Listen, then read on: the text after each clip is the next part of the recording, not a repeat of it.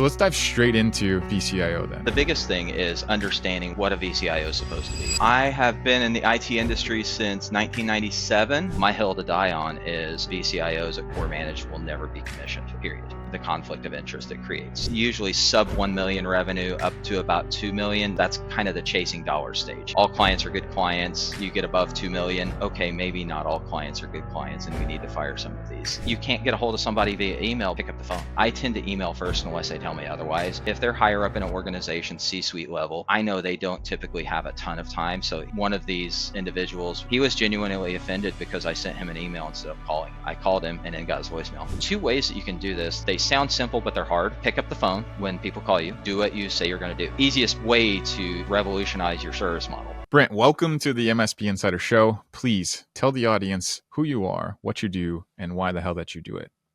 Okay. I have been in the IT industry since 1997. Started at a small mom and pop computer shop straight out of high school and worked IT working through college and have basically been in the industry ever since, wearing lots of different hats, doing lots of different things, and even doing some freelancing and contract refreshes along the way. So it's been kind of a wild time that, you know, I've been in the IT industry longer than I haven't in my life. So Yeah. that's fun. I currently work as solutions manager for an MSP named Core Manage that is based in Greenwood, Indiana, which is in the Indianapolis metro, but we have offices throughout the country and growing. So I manage the VCIO team there. So okay, roughly how large is that MSP? Just to give people an idea. We're currently around 50 employees and growing. I was employee number 14 when I came on in 2021, and we're rapidly approaching 50 employees. So, and we had 2 offices when I came on board, and we've added Raleigh, North Carolina, Atlanta, Georgia, and the DC metro. Atlanta and DC this year. Raleigh was in 2023. So, got it. We're growing. Yeah, I almost kind of want to derail the entire direction of the episode and just dive into inside a hyper-growth MSP like that, because I experienced something similar at 2 of the MSPs, but we won't go down that track yet. Maybe I'll just unpack it along the way. Yeah, we'll touch on it a little bit as I go through some of the VCIO bits, because it's been kind of vital to what we do. Yeah, and maybe to give some context to the listeners too, I mean, the whole reason that we ended up on the show together was, more than anything, the one topic that seems to be just absolutely popping on anytime I post anything about it was VCIO specifically, right? Which is where our organic conversation started on LinkedIn about some of those posts. And so, 1, I think it's totally misunderstood. 2, I think it's horribly mismanaged. And 3, well, anyway, we'll get there when we get there. Let's start with the right structure of the show. The right structure of the show is every guest that comes on leaves a question behind for the next guest to answer. It's kind of how we kick things off. The last guest that I had interviewed, and the question comes from Tim Golden from Compliance Scorecard. And Tim is kind of known, one of the things he's known for, one being completely transparent, but he's pretty well known for saying that like AI and automated compliance is bullshit. So that's like the context behind the question. Okay. And his question to you is, what is one component beyond compliance in the technology space that you think is bullshit? Boy, there's lots, but it's just narrowing it down to one. I would say probably the biggest one that I see is MSPs that try to play bigger than they are. You know, it's something where either you're outsourcing a ton of staff to another country or overseas, and you know it's really just a 2-person MSP, and you know you're trying to take these large clients, and it doesn't make for a good client experience. Yeah, that alone I could probably unpack too, because the focus there was the client experience, right? Which seems like it should be the primary focus of every single MSP in the industry, considering we're service businesses, not tech businesses. And like service businesses thrive on the service you're providing. And I like to compare it to the hospitality industry rather than anything else, right? And Mhm. like that's more about how do you make people feel Right. and what do you provide as an outcome to them. So that in and of itself is a really fascinating component to go down. So yeah, that's a solid answer. I like that one. I might Yeah. unpack it later on too. Yeah. Uh, Offshoring has done weird things within our industry. yeah, yeah, and I wonder what the innate driver is behind sort of like that fake it till you make it or play bigger than you are. Because if you think about how most MSPs became what they are, it sort of like began with that, right? You were just one Mhm. person who didn't really want to work for anyone else, but you were smart and good with people. So you started doing it, probably moonlighting before you actually created even an LLC for it or whatever. And so it's almost like hard coded into the DNA of the owner founder model for the Right. industry itself. So maybe I'm not surprised by that evolution, right, of the model Yeah, necessarily. one of the things that when I talk with people, for a while, as we were growing, I was overseeing both the VCIO team and our sales team. Mm-hmm. And one of the things that I would share with our salespeople is that there's basically three different ways that an MSP comes into being.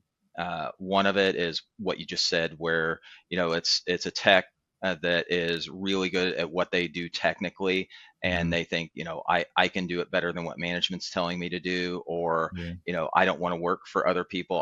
I know the way, and then Mm-hmm. they start up their MSP. The other is somebody that comes from a business background that has management experience, and they may not have the technical skills, but they want to bring people into the room that are smarter than them and let them Mm-hmm. do what they do and know that they're hiring the right people.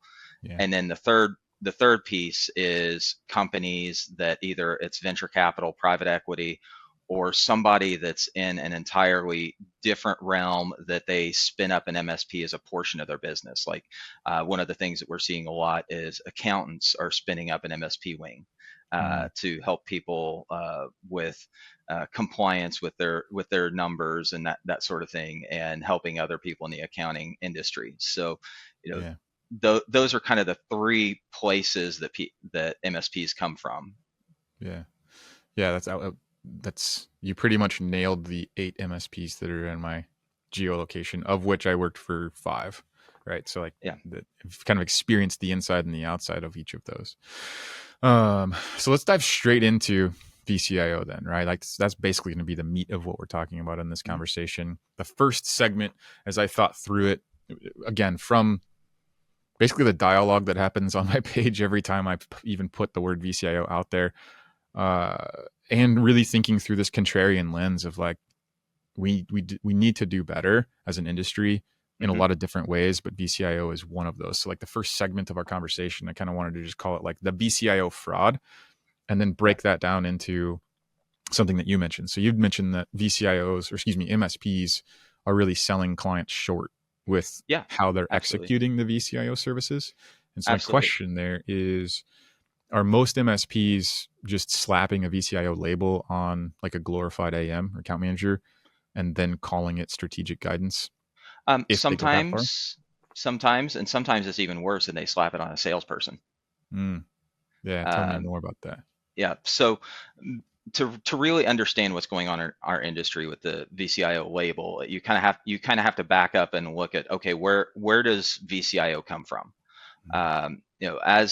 As managed services started to become an industry in its own, and the shift away from break fix, you'd have technicians that were really good with handling clients. They were really good with helping them see what they needed to do, provide some of that strategic guidance. Mm-hmm. Uh, as they just work tickets. Unfortunately, that's not real profitable for the owner because it takes a lot of time away from the tech doing billable things. Mm-hmm. And then you also had, you couldn't really give that role to salespeople because, they may not have the technical experience, Mm-hmm. or, they'd have the bent towards doing things that were going to make them money and commission. Yeah.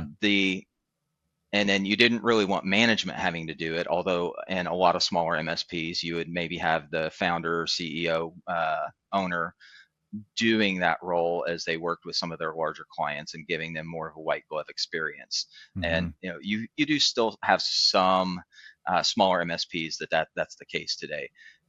It was when some of these marketing consulting firms figured out, okay, we can give this a title and make it something that you can upsell and add to services that's kind of starting to gel around this idea of managed services.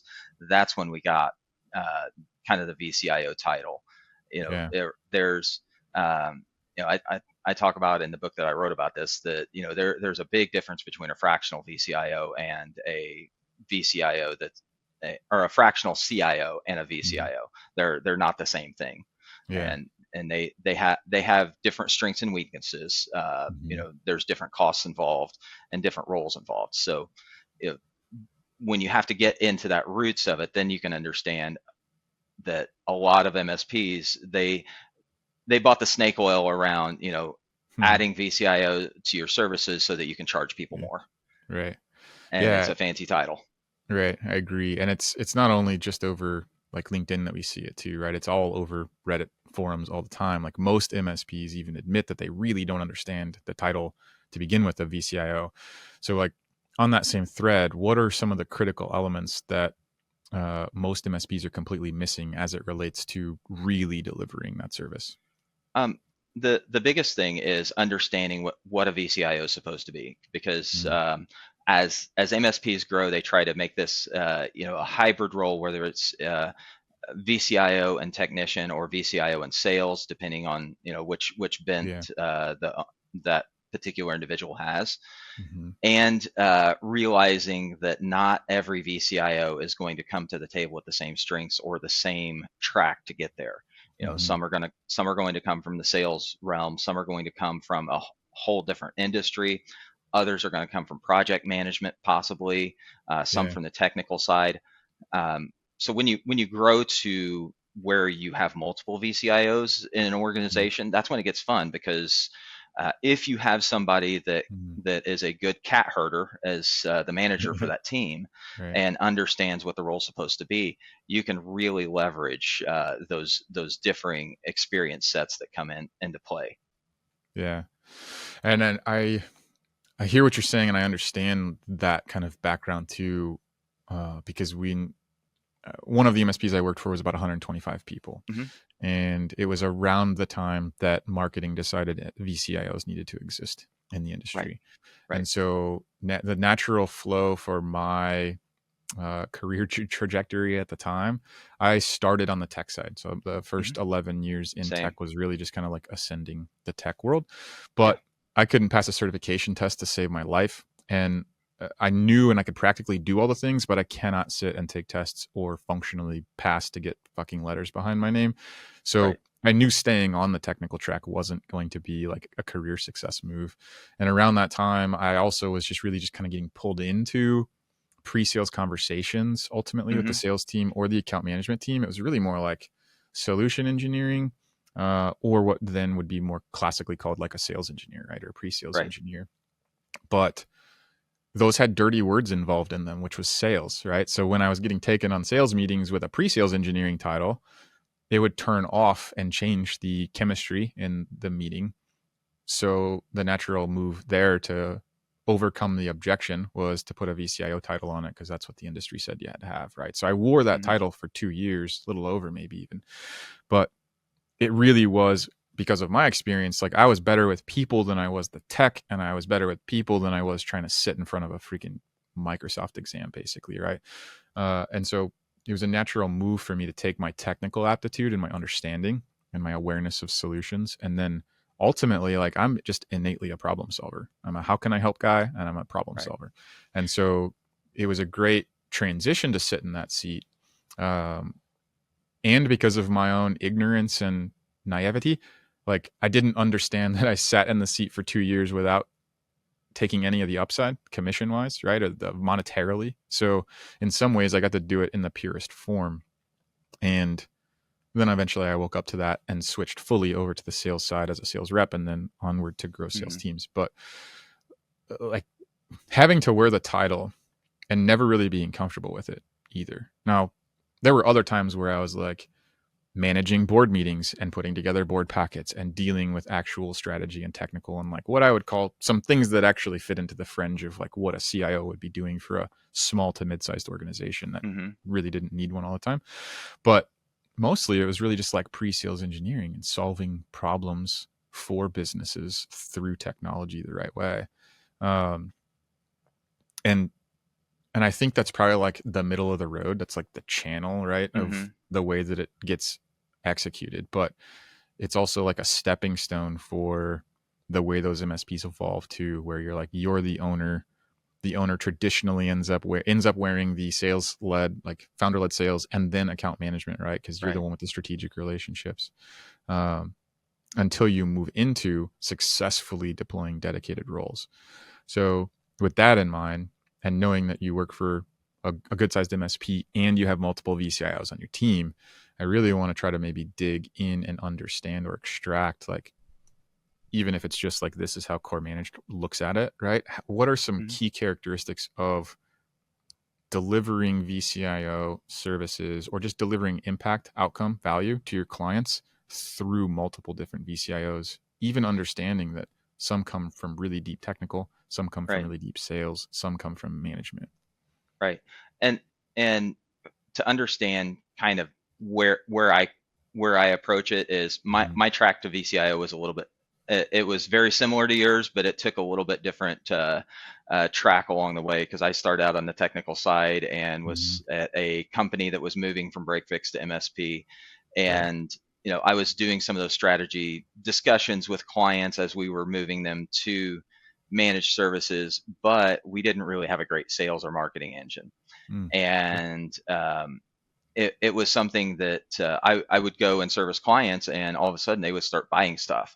So it evolved to a place where I was in that kind of sales VCIO technical seat, because we were a smaller company, and we were very overloaded and trying to punch above our weight in ways that maybe we shouldn't have at the time as that company grew. And so there were times that one part of the day I'd be running tickets because our actual technicians were so overloaded that it's like, I don't want to give them one more thing, I'm just going to take care of it while I was on site at a client. But I wore a lot of hats there, and I did have the commission side of things, and I had an owner that he would go to the trade show and see the new and shiny, and now we got to go sell this to this should be sold to all of our clients, and sometimes it was didn't necessarily need to go to all of our clients. And it became about dollars, and I did have a commission component to it. So there were some of those times that conflict of interest was difficult. Also, I was kind of hybridizing that as a BDR role as well, and bringing in new business. So that piece became very much a if you depending on the size of the company, you're sitting in the room with the owner or the board, and they're like, where's your CEO? You can't do anything than just deliver me a quote, give me the guy. I want to talk to the guy. So that's something that can be a challenge for a VCIO. Even today, because the veneer is starting to fall off to see where a lot of MSPs, just like you said, give a glorified AM to the role.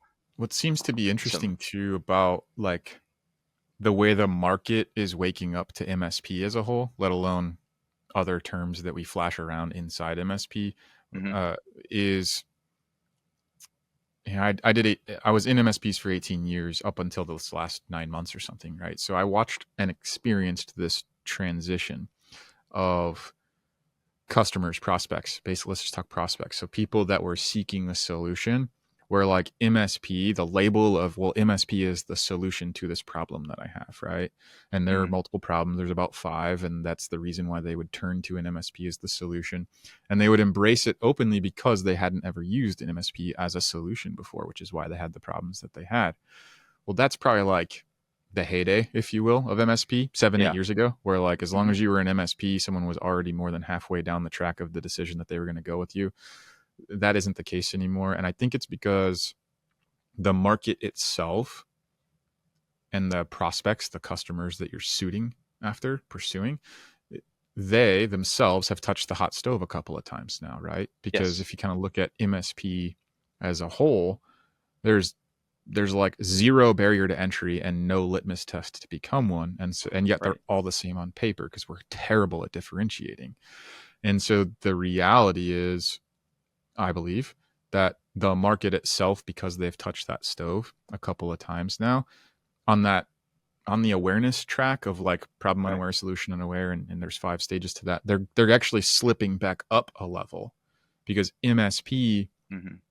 doesn't feel or sound like the actual solution to their problem anymore, right? Because they've Right. tried 1 or 2 or 3 and they find themselves still in that same situation. So like a couple of things there I think are happening at the same time. Now to tie that back to VCIO, that's one of those things too that I think Yeah, a client absolutely. has experienced, right? Where it's like, well, you're no more helpful or effective than the old AM that used to be here. Like, let me just go talk to the guy or the gal again, like the owner. Let Right. me talk to that title that I actually perceive is worth Right. my time, energy, or value. Thoughts on that? Or what Yeah. you're seeing, And even?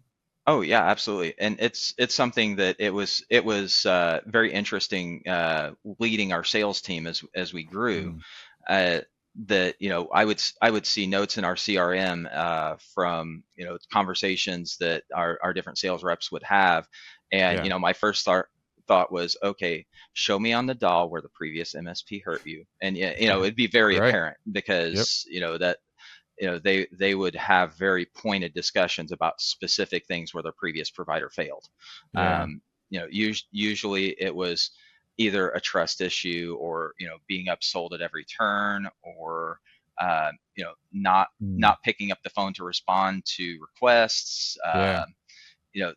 Those kinds of things. Speed of service is a Hmm. huge thing that is hurting MSPs right now, because either you're in a stage like we are where we're growing like crazy, and we try to predict to be out in front, but sometimes a large client comes in, Yeah. they Right. take up a lot of time, and then Hmm. we're behind the 8 ball, and it's like, okay, we got to ramp up and hire some more people Hmm. quickly. So Yeah. you know it does Yeah. it does happen, regardless of how well you try to predict for it. Growth Hmm. growth looks differently in different stages. For example, our team looked a lot different in 2021 than it does now. Mm, I When I came on with Core Managed, we had one full-time VCIO, and he's still here. And yeah. I took a partial load because I was doing some business process things, and actually working with the owner to kind of work and reimagine that VCIO role. And Sure. one of the hills that I die on is non-commissioned VCIOs. Hmm. You take care of your VCIOs as a company. It's not their job to sell. That's the sales people's jobs to sell. Yeah. If they come to a situation where, okay, they're looking for a solution, and this is a solution, Hmm. this is not sales. This is just strategy of getting them where they desire to be as a business. Yeah. And it's not about counting the nickels and dimes, and Right. searching for more and more MRR because you Yeah. way undersold the account on the front end. Right. And that's something that I have seen to be fairly true across the industry as well. In that the same spirit of that is account management as a whole too, like in how account Hmm. management is delivered. It seems like MSPs fail to recognize or understand that if you are willing enough and committed enough and disciplined enough to go do the inputs, the outputs will take care of themselves, right? Like, so if you have an account manager team, hopefully they're dedicated roles. They're not wearing multiple other Hmm. hats, but like Right. dedicated account managers going out and intentionally preparing for and having and facilitating business level conversations with your business Hmm. clients, the revenue will just be there Right. naturally, right? But when you focus on the revenue, that's where your clients end up calling you, the manager of the account managers or whatever, and saying like, every time you guys show up, you have a handout and an invoice in the other. Like, are you here for anything else other than the money? And Right. it's a strange evolution the way that the industry has evolved. I actually blame a lot of the industry best practice folks for the way that that has transcended, which is a totally different diatribe. But Right. uh, forgetting where we came from as owners and operators of the business, and like why we got into it, I think is one of the symptoms, the underlying Hmm. conditions that's causing it. And we also overcomplicate the shit out of it, right? Like it can be as simple as having an intentional structure and cadence and getting out of your office and into your client's office and just Right. having that business conversation. Right. And one of the things that changed how we approach the the whole quarterly or technical Mm-hmm. business review, however, how whatever word you want to put on that, is Yeah. one, it's not a sales meeting. Two, it's working you through a predefined roadmap, Mm-hmm. that it's not something that you say this is what you're going to do Right. as our client, but it's something you collaborate with them. And based on what you're telling us from where you want your business to go over the next year or the next 3 years or the next five Mm-hmm. years this these are the steps we need to take to get you there, Yeah. and that we can Right. work together to get there. That's an entirely different thing than just here's the newest, Yeah. latest, greatest shiny thing that we think you should buy because we saw it at a trade show. Yeah. That's Absolutely. a different I, a different piece. yeah. Um, I just but had that conversation on that very point this morning, and it came out of nowhere, but it was like it was the exact scenario of you have to understand and allow and facilitate the client to acknowledge and understand that ultimately it's their choice and their decision to either act towards or act away from the outcome that they actually stated they wanted, right? So right, like that starts with figuring out, well, what are your priorities, right? And it doesn't matter what right, they are, just tell me what they are. So okay, if that part's true, then we'll put the priority up here as your ideal outcome, right? right, Now we go back to today where we are, which is not where you're trying to get to, and we make decisions together of, are you actively making the decisions to act towards that particular outcome, which I can tell you based on the experience, right? Like, is that actually in alignment with that technologically and all the other stuff? right, Or are you acting in the inverse of that, right? Which is going to go to your unideal outcome. And right, like being able to even just have that conversation on a whiteboard with a client and making it very transparent and very clear that it's like a symbiotic relationship, right? There's right, culpability on both sides, and we can't make them do anything, nor should we take the position that we should. But it's like having that level of even uncomfortable conversation. It's like, well, Mr. and Mrs. Client, like you say you want this, whatever it is, grow by 20% hmm, or deploy this new ERP or whatever it is. But like, here I am having this conversation 16 months before you want to get there. And you're fighting me on whether or not we're going to invest in the infrastructure that's required to deliver that. So, right. like, are you really committed to that? Or is that just like the KPI that the CEO said, but really there's like a mutiny underneath in middle management? Like, no one's really orienting to that. Or you're not willing to Right. commit the budget or something. I don't know if you Right.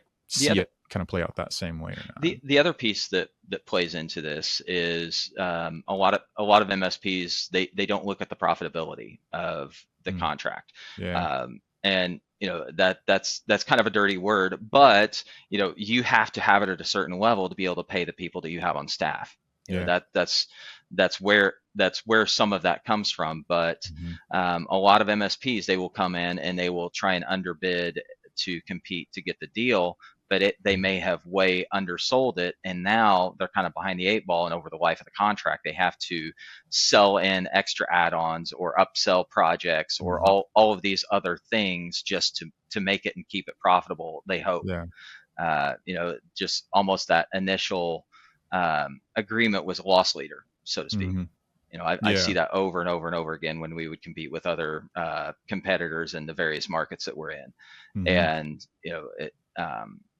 some of them get called trunk slammers or beer and pizza techs, Yeah. whatever you want to call it. But Right. it's something that if you're actually looking at, okay, what does it take at the end of the day per user or per seat or Mm-hmm. per site, however you want to break the numbers, to Yeah. keep that profitable, to keep the lights on. Yeah. Agreed. Because it's like the mindset of sell at all costs, and I can't say no. Like they just play against, Right. the smaller, the less mature, whatever words you want to fill in there, Hmm. um, MSPs, and so uh, you're really just creating the environment that you're going to hate even more when you get 3 or 4 years down the road from that, right? Because then you have Exactly. this huge long tail of really uncomfortable conversations you have to go back and Yes. have to reset expectations to get them to the place where it's profitable enough to make sense to be a client. Like at some point Right. in time, every MSP should get to the point where they realize all revenue is not good revenue. Right. But And to your and other point about that's knowing the numbers and the profitability, like all the detailed stuff, the thinking work, setting up the PSA right, getting your cogs distributed mhm, correctly to the actual GL accounts, like all that right. stuff that everyone avoids is the necessary stuff to actually grow and build the asset that Right. you're in it And for. and that that's the difference between, like I talked about, the three roots of Mm, MSPs. That's where the ones that were started by a tech that wanted to try and do it better, yeah. they have the hardest time with that. The ones that were either Mm, bought or spun off of a different business, or yeah. venture capital, private equity, or somebody who started it as a founder that came from a business management background, they've got a Hmm. leg up on that. And Sure. and usually you find that usually sub 1 million revenue up to about 2 million, that's kind of the chasing dollar stage. Hmm. All clients are good clients, and then you Yep. get above 2 million, then they're like, okay, maybe not all clients are good clients and we need to fire some of these, or Yeah. maybe we sold some smaller contracts than what we should have. Hmm. And that was in that 2 to 3 range, is where at Core Manage we set a hard stance of this this isn't necessarily the minimum seat number, but this is the minimum revenue for a Sure. contract that we will even talk to somebody, because Yeah. it doesn't make sense for them or us for us to be their managed service provider below that. Yeah. Yeah. I lived through a couple of those evolutions myself as well. Um, Fortunately or unfortunately, like those minimums were set when I was responsible for sales too, right? So it's like Hmm. I lived through all the same stuff, right? The Yeah. scarcity mindset of like, well, shit, if I have you here, like this, and that, like it, and which is great because it forced me to work through and think through and evolve through and plan through Right. and strategy and execute through those constraints. Hmm. And as a result, also we unlocked the highest growth revenue years the company had ever had by Right. 2x or 3x even a couple of times. And so it's the interesting dichotomy between like maybe even knowing the right thing to do and then having the willingness or the fortitude or the discipline, whatever the right word Right. is, to like go do that. Right. um And that's where it comes to one of the things that I talk about a ton, mhm. with people on my team, and just in general, is you've got to work to build that trust. Yeah. Because if you're selling your clients on false premises, I want no part of that. Hmm. You have to work to build that relationship and do what you're going to say, or Yeah. you know do the things that you Hmm. said you were going to do. Yeah. Because that's really been our biggest growth, is you know Hmm. we're we don't necessarily have a unique selling proposition as an MSP, outside of, we just go in and do what we say we're going to do, and do what the Yeah. other guy said he was going to do. Right. That's so funny because I spent a lot of time in conference rooms beating my head against the wall trying to solve certain problems over Hmm. those years. And there was this theme at two of the MSPs where, a lot of our conversations distilled down to what I end up saying is the recipe for success, like the business model for MSP, is to suck a little bit less than the next guy and stay in business a little bit longer. And like that's kind of where the bar ends up being set. And it comes down to what Hmm. you said. To say it differently is like, we're just going to do what we said we're going to do. And we're going Yeah. to do that so consistently that you actually trust us that we're going to do, Right. and we're going to do what we said we're going to do. Like, Right. And our founder, he kind of he comes at it, he's like, we're good at this particular thing because we used to suck at it, and we worked mm, at it and improved. yeah. Yeah, it's a great story too, ultimately, right? Because Yeah. one, it's going to talk to the pain that Hmm. anyone's experienced where they've touched that hot stove. And the Yeah. other part is it really humanizes the process, right? Like Right. everyone sucks at something when they first start Right. doing it. And or you like understand where you suck and you make the conscious choice to either be like, I suck at that, but I'm going to be amazing at that. And we're going to do whatever we need to do to be amazing. And maybe amazing is a little too high of a bar. Who knows? But like you acknowledge it and you want to get better, Right. continuous iterative improvement. Or you just atrophy over it and ignore it and like it never changes and you Yeah. get what you tolerate and then you become a victim of it and you complain about it or outsource it, or I don't know. Yeah, that's one of the things our leadership team, we work as a team to identify, okay, we get better at the things that we pay attention to. What do we need to pay Mm-hmm. attention to this quarter? Such a smart question too. One other question that I used to use often in the tail end, maybe like the last 8 years, ironically, once I was responsible for sales, is how does this affect the client experience? Mm-hmm. Right. But going back to that from the beginning of the conversation, like, but asking that uncomfortably in a leadership team meeting when we're looking at, hey, we're going to introduce this new tool or we're going to do this thing and it's going to increase Right. margin this way. Like all the stuff didn't really matter. The focusing question for every decision that was being made at the highest level was, how does this affect the client experience? And if it was a negative impact, it's possible that that decision didn't even get made, right? Mm-hmm. Like, so what? We're going to get 3 extra points of margin or something along those lines Right. if it delayed XYZ or inhibited the client experience overall. Why? Because we're a service company. Again, back to that wardroom ultimately, right? Which actually takes me into really like the third point that you have some experience with, but also the thing that is happening in our industry more and more over the last couple of years. And that was your third point, which was that MSPs get so wrapped up in chasing dollars that they forget to serve the client. Oh, And the absolutely. more like VCs and PE comes in and infiltrates our market, inevitably that also gets worse. Yes, yes. It in our Indianapolis market, that's been one of our biggest growth points. Is Mm, we've been racking up clients like crazy in that market because some of the not biggest players, but a little mhm. bit bigger than us, have Yeah, had infusions of either private equity or venture capital cash. right. And once that happens, the experience changes. Mm, That's what we hear over and over again from clients that come from those to us, is that once they become beholden to shareholders, the client yeah, experience changes. It becomes right. about, how can we make this agreement more profitable? Mhm. How can we service this in less amount of time? And are they really fixing the problem? Are they answering our questions? Are they Yeah. treating us as real people? So, Mhm. or just a line on a ledger sheet. Yeah. Those are the things that that's where we've gotten to the point where we get calls weekly of different companies or firms, or Mhm. in some cases clients that have tried to buy us. Yeah. And that's not our business plan. We've got a set goal of where we want to be in 2030 and in Mm. 2025. And those are the things that we're looking through and doing things like you talked about with the clients, doing the Mhm. things that push us towards on paper. And Yeah. venture capital PE is not a part of that equation. We're more likely to buy someone else than to actually take the infusion. But there's been Mhm. some that have done that, and it's caused their client experience to suffer. And that's Yeah. that's why they came to us. We got one of our largest clients this year just as a result of that. Is they were bought by a VC firm, and their service suffered Mhm. horribly.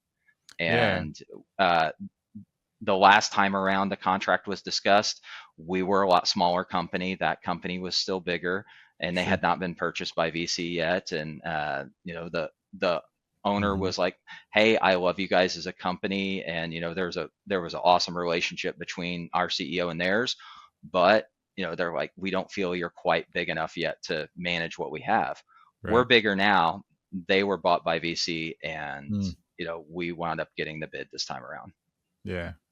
Yeah, and I think it's important to like shine the light appropriately on so much of that change in the industry too, because oftentimes I think it gets overly demonized, like the PE and the VC Hmm. backed thing. It's not that one is right or wrong or good or bad, but it's ignorant to assume that things won't change because the outcomes are Right. different, right? The North Right. Star for privately held, privately owned, autonomous is very different than where the incentive and where the Yes. objective of an asset is, right? Yes. People don't invest in assets to depreciate typically. Right. And so they're looking for that asset to produce a Right. return and oftentimes within a certain amount of time. And so the playbook is very straightforward Right. and stripping out the or the best place to go to get the margin is the people, right? And the Right. easiest place to pull that out is like the over serving layer Yes. of Yes. service. And so you just kind of Hmm. deconstruct it. The playbook has been dialed in for years at this point. And so I like to, at least after I get done ranting about it, call out the fact that it's not right or wrong, it's not good or bad, but it's Right. fundamentally different, which is Yeah. why the two like juxtaposed. Yeah. Um, It's an entirely different target. yeah, It's not that it's bad. It's just that it's just different. how it's executed can Hmm. really impact the client experience in a bad way. Yeah, absolutely. Thinking forward and thinking kind of like to where we are and where we're going, I wanted to try to tap into your experience. For one, for spending time in VCIO, two, managing a team of VCIOs, and just your experience there. So, if if you could stop and think through, if you could redesign how MSPs deliver VCIO services from scratch, what do you think that would look like? Um, that's a great question because I've spent some time recently doing that. Mhm. It started back in 2021 when I came to Core Managed. Yeah. I was a VCIO at another company that was a little bit smaller, and Hmm. got to come to a larger company. And the owner, he's like, COVID is what it is. We're working remotely. I work the loosest definition of a hybrid position ever. I go to corporate about once a month, Hmm. but I spent the first several months doing a lot of business process and working towards where do we want to go forward with the VCIO Hmm. position. And the owner and we worked out a lot of those details about, my hill to die on is VCIOs at Core Managed will never be commissioned, period. That Yeah. that's the hill that I die on there, and because of seeing the conflict of interest it creates. So Yeah. that's one of the things that I look in reimagining. But from 2021 through the beginning of this year, we kind of had a good idea of it, and it was doing some things, and we were Yeah. able to put some things in place, like making sure all of our clients they have an up-to-date 3-year technology roadmap, that this is what the projects that we discussed look like. This is what your life cycle management looks like for your workstations, laptops, servers, etc. Hmm. And what other tools do we have in place that we need to discuss over these time periods. That's something that we wanted to put in place that is really gelling within the last several months, and Hmm. working forward with that. And how do we how do we service our clients? How do we make sure that we're communicating with them in the way that they want to be communicated? Because that was a big eye opener for me just a few Hmm. months ago.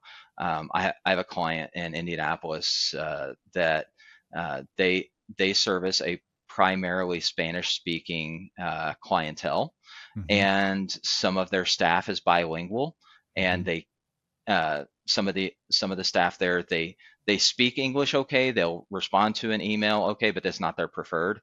Sure. So I was joking with the VCIO one day, because I oversee a lot of the quoting process at our company as well, and they needed to give us some information on whether they wanted to get this specific hardware.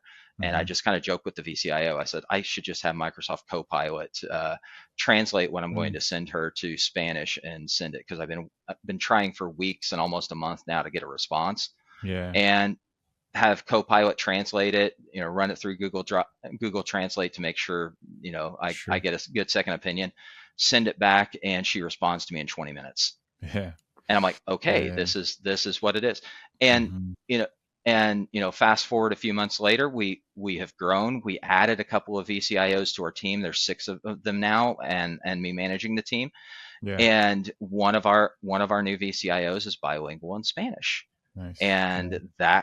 And I made sure he got that client, and they have been an entirely different client. Their Ever meetings since. have been Yeah. awesome, and they're very responsive to me. Yeah. So I think it's what's great to like, it's communicating how they want to be communicated to.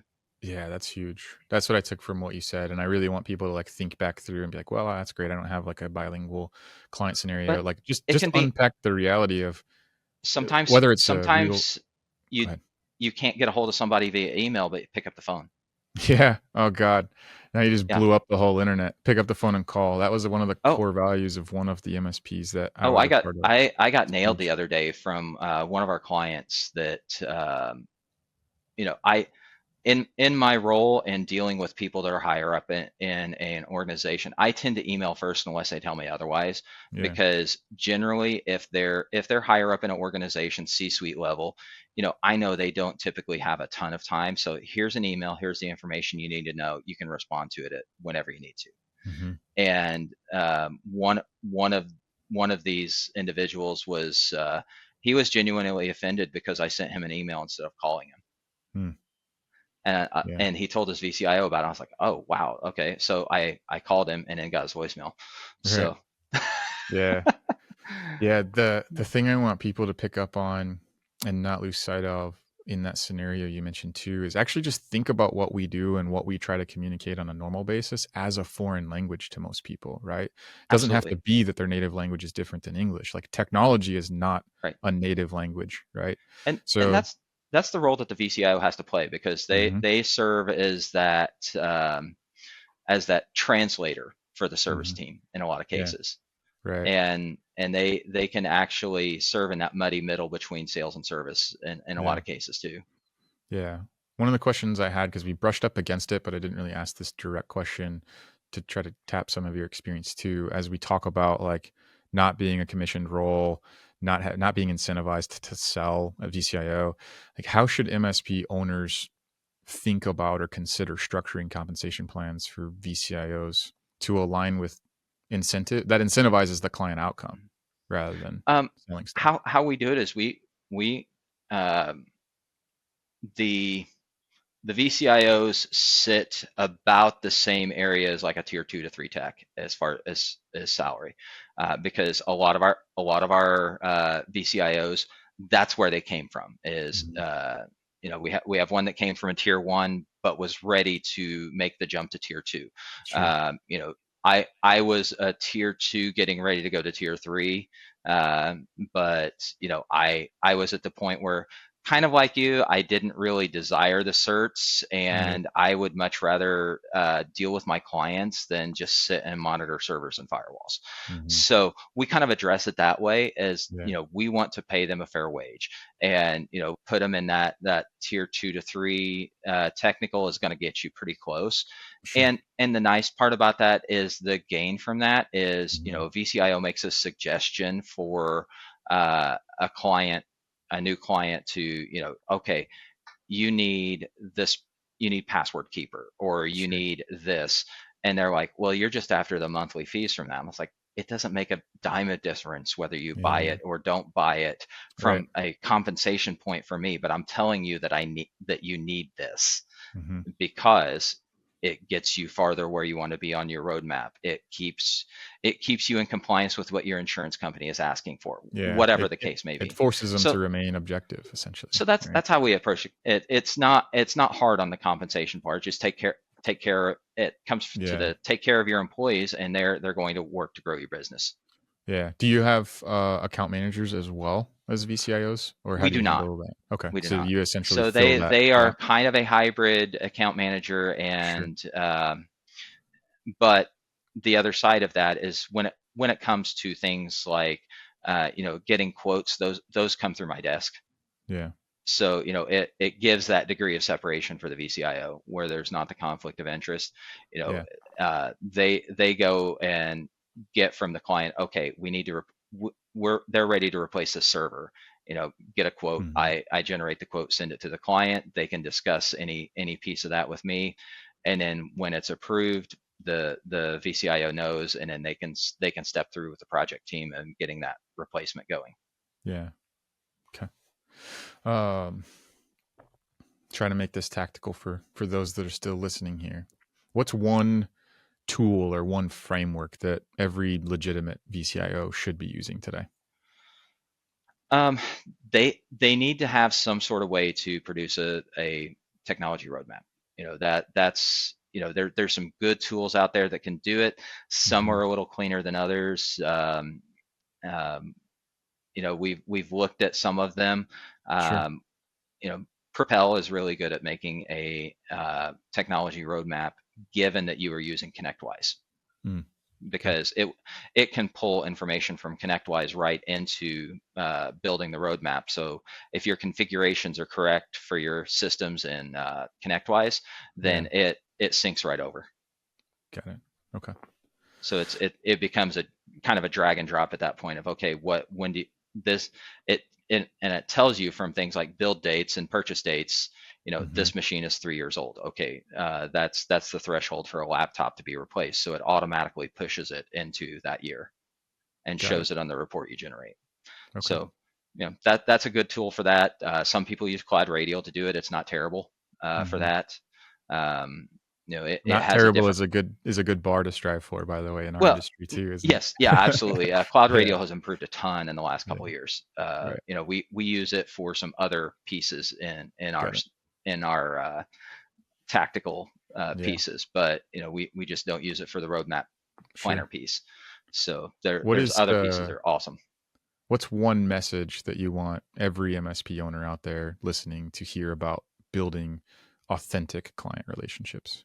The the two ways that you can do this that they sound simple but they're hard Hmm. is pick up the phone when people call you and do what you say you're going to do. Hmm. And I mean that's the Yeah. easiest way to just revolutionize your service model. Yeah. And if it means, okay, I don't have enough technicians to pick up the phone, you need to either have more efficient technicians, or maybe you need to look at, do you need to add more? Yeah.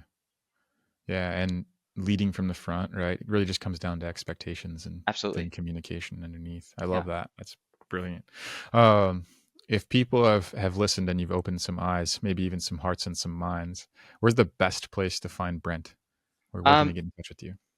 best place to track me down if you're in the MSP industry is just go on LinkedIn and look me up, Brent Lacy. There are actually two in the Indianapolis area, so my stuff is just and it's hilarious because both of us are in the tech world, so Yeah. it's fun. But we're spelled the same. But Mhm. look me up. You'll see the core managed stuff on there. You can also go to brentlacy.com. I have some of my book stuff on there. I've written books in several different genres. I've done some speaking in the past, and I enjoy writing. And the other thing is, I do have a book that talks about how I've reimagined the VCIO role and what it should look like, and Yeah. it's called VCIO Rewired, and it's available paperback and Kindle on Amazon. Amazon. Okay. So Excellent. yes. Can't let you off the hook without giving you the opportunity to ruin the next guest's day. So if you could leave behind any question, any topic, no rules, what would the one question be that you leave Oh, behind for I the thought guest? about my one question, Did you? and I'm going to give the question, and they're going to hate me for it, That's but good. has venture capital and private equity dollars been a net positive or net negative for the MSP industry? Hmm. Excellent. So, We'll leave it right there with that. Brent, all right. thank you for coming on the MSP Insider Show. Audience, thank you for tuning in yet again. Rewind, go find out where to get more of Brent and maybe even find the solution for your VCIO direction with his resources. So we'll see you next time on the show.